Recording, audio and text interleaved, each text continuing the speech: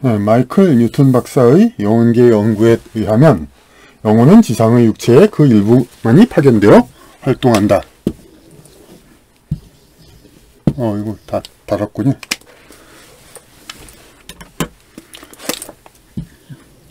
지상의 그 일부만이 파견되어 활동한다.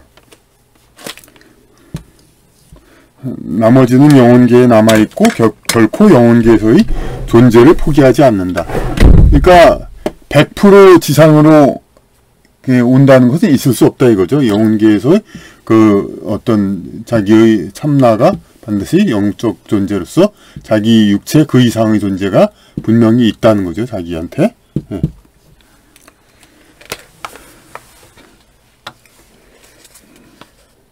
나머지는 영혼계에 남아있고 결코 영혼계에서의 존재를 포기하지 않는다. 그러니까 끈이 누구나 달려있다는 거죠. 영계 하늘나라 그쪽과 끈이 이제 달려있다는 겁니다.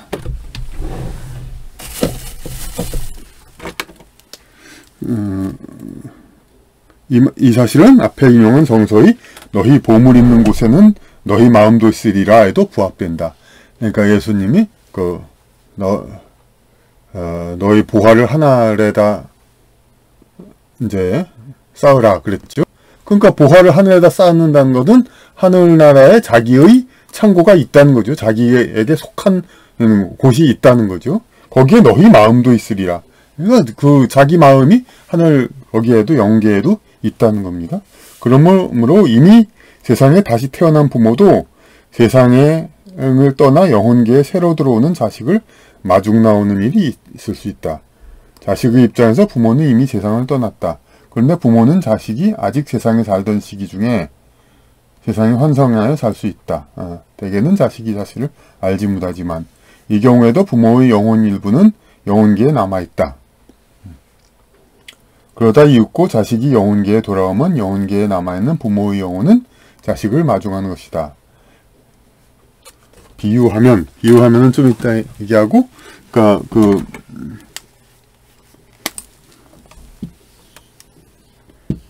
여기 부모가 있고 자식이 있는데,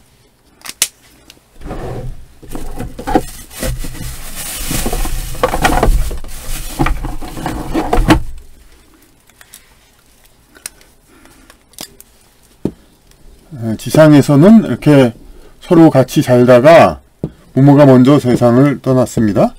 그리고 자식이 이 존재가 지상에서 있다가 이제 지상에 있는 중에 부모의 영혼 중에 다시 일부가 지상에 환생을 했습니다. 그러니까 환생을 했다 하더라도 이 자식이 이게 부모 세상을 떠나서 일로 가면은 이 부모의 이 영혼은 그대로 그때 그 존재는 아직까지도 그대로 남아있다는 거죠. 그러니까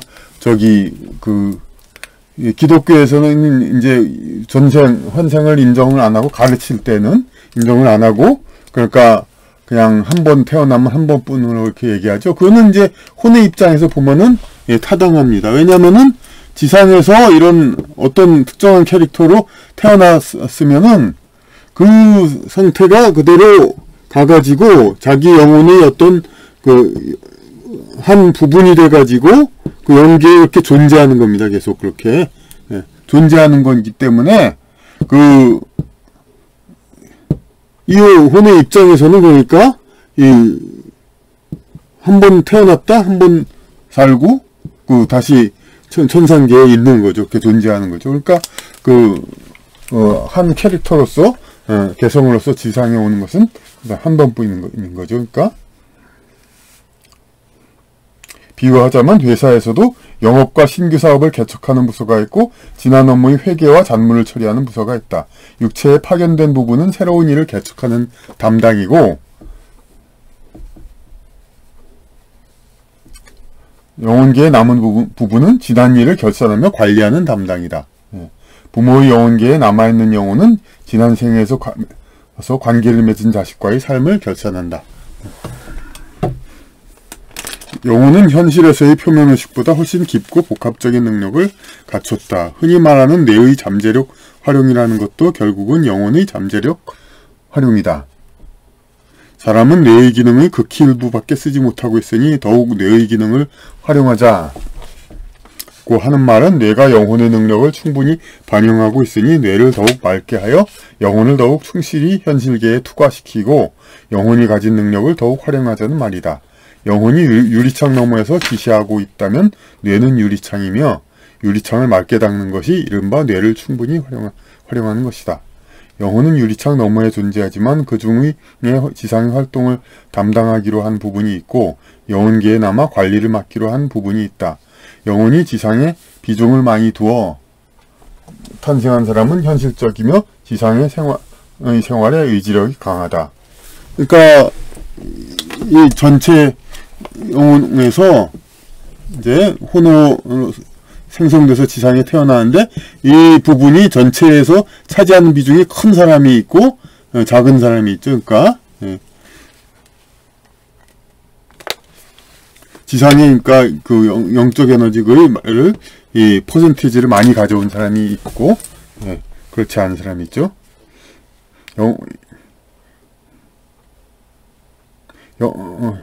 영혼이 지상에 비중을 많이 두어 탄생한 사람은 현실적이며 지상의 생활에 의지력이 강하다. 영혼이 지상에 내려온 비중이 적은 사람은 영혼계에 남아있는 부분이 우주의 진리가 모여있는 곳인 직관계로부터의 정보를 많이 가져오므로 창조력 등이 풍부할 수 있으나 지상에서의 현실 감각과 생활 의지력은 부족할 수 있다. 이제 후자는 이제 무슨 좀 이제 예술이라든지 좀 이제 약간 비사회적인 그런 활동을 하는 사람을 말하는 거죠. 수년 전 방송에서의 사례이다. 따로 사는 손녀의 꿈에 할머니가 나타나서 불렀다. 손녀는 그 길도 할머니에게 달려갔다. 손녀는 할머니의 임종을 함께 할 수 있었다. 할머니가 의식적으로 손녀를 부른 것은 아니다. 손녀가 와 있었으면 하는 간절한 소망이 있었을 뿐이다. 지인이 꿈에 나타나는 것은 그 사람이 현재 지상에 살아있는 사람이든 아니든 상관없이 일어난다. 꿈에 나타나는 것이 나타난 사람의 뜻에 의한 것은 아니다. 우리는 가끔 생각지도 않게 자기가 타인의 꿈에 나타났다는 이야기를 듣는다. 영적 초능력을 가진 사람이라도 자기가 어느 누구의 꿈에 일부러 개입했다는 말은 거의 없다. 하지만 아무 이유 없는 현상은 있을 수 없다. 현몽은 영이 지상의 육체에 반영된 부분이 아닌 영혼계에 남아있는 본령의 작용에 의한 것이다. 꿈꾼 사람의 입장에서는 설사 그 사람이 꿈에 나타남이 현실에서는 거의 의미가 없는 헛된 것일지라도 영혼계에서 설계된 그 자신과 그 사람이 얽힌 인생 프로그램 중에서 실현된 것이 아닌 습작품일 가능성이 있다. 따라서 그 사람과 무관한 것이 아니다. 그러니까 꿈에서 누구하고 그러니까 아는 사람인데 좀 엉뚱한 행위를 같이 한 거죠. 현실에서는 있지 않는. 근데 그것은 이제 이 지구상에서 설계된 생의 어떤 관계, 플랜, 계획서 중에 하나였는데 실현이 안 됐거, 아직 실현이 안 됐거나 아직 실현이 이미 안 된 거, 그런 거일 수도 있죠. 특히 앞의 손녀와 할머니 경우처럼 현몽이 가진 의미가 큰 경우는 손녀의 인생에 깊은 인상을 남겨두고자 하는 할머니의 본령의 적극적인 개입이다. 현몽은 꿈에 나타난 사람이 지상에 살아있는 사람이건 아니건 간에 영혼계에 남아 존재하는 본령이 작용한 것이다. 요거를 본령이라고 얘기한 거죠. 그래서 참나, 무의식 이렇게 얘기할 수 있는. 근래 제주도에서 찍힌 사진에 사람이 있을 수 없는 절벽 앞에 공중에 사람의 얼굴이 나타나 있어 MBC의 TV 특종 놀라운 세상에서 이 사건을 다룬 일이 있었다. 그리고 그 얼굴이 주인공이 22여 년 전 부근에서 추락사한 일본인이라고 하여 화제가 되었다. 그런데 다시 그 일본인이 생존하고 있음이 밝혀졌다. 관련된 사람들은 혼란에 빠졌다. 사건은 유령의 출현도 아니고 조작도 아니고 결론 없이 끝나고 말았다. 근데 이건 무지해서 그런 거죠. 그러나 사진이 조작이 아니라는 전제하에서 그 사진의 엉터리가 아니면 그 사진의 주인공이 반드시 사망해 있어야 그 사진이 심령사진이라고 할 수는 없다. 생존 인물이라 할지라도 그 영혼의 일부가 그리운 장소에 다시 방문할 수 있는 것이다. 그러니까 생명빙의 이런 게 있을 수가 있다. 이런 거죠. 그러니까 이런 여기서의 주제는 지성에 와 있는 것은 내 영혼의 일부분이다. 이제 그 지성의 내 영혼의